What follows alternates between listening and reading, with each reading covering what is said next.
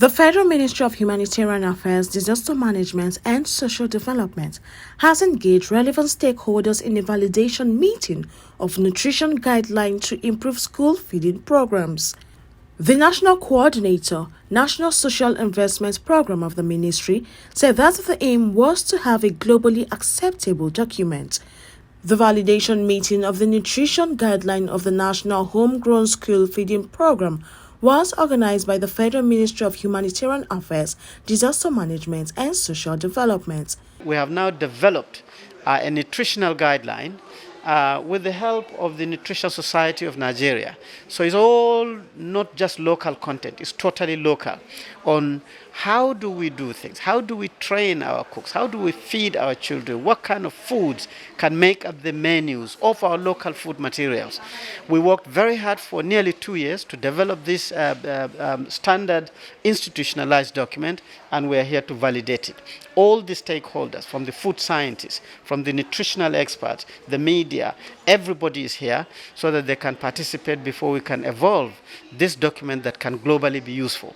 This is a beginning of good things to come for our country, showcasing everything we have on the table to support our leaders to ensure that implementation of things that are relevant to lift the poor out of poverty, just as directed by Mr. President, where his desire of lifting 100 million Nigerians out of poverty in 10 years, this is a showcase of impacts and results that were serious. So this is a very important function, and I'm excited to be here, and I'm sure you too, you are excited. And at the end of this meeting, you will have a validated document with full information on the Nigerian guidelines to nutritional systems, particularly relevant to the National Homegrown School Feeding Program.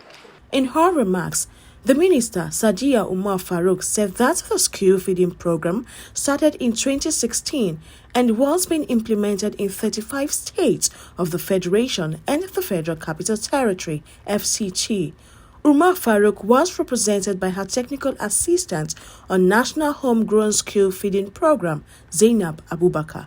As we know, some of the objectives of the school feeding program is to boost enrollment, attendance of pupils, and also boost the nutrition status of those children in those schools.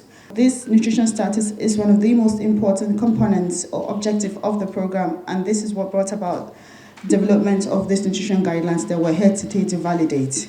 The nutrition guidelines development became so important to us because, as you know, the state government develops a menu working with the state nutrition officers of those states.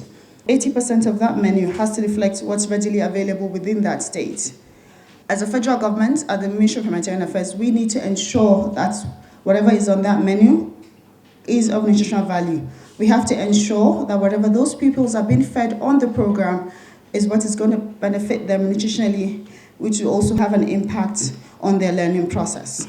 We also need to promote, nutrition best practices to strengthen the program better.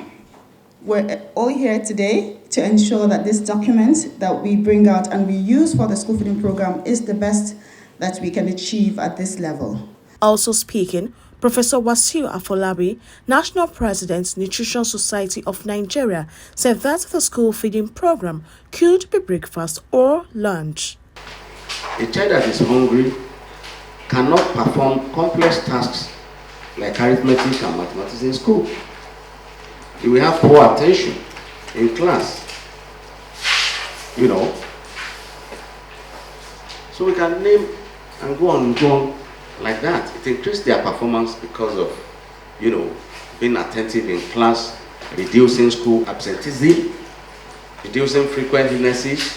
When a child does not feed well, we know what results we are going to have: malnutrition, which constrains both the physical and the mental alertness of children.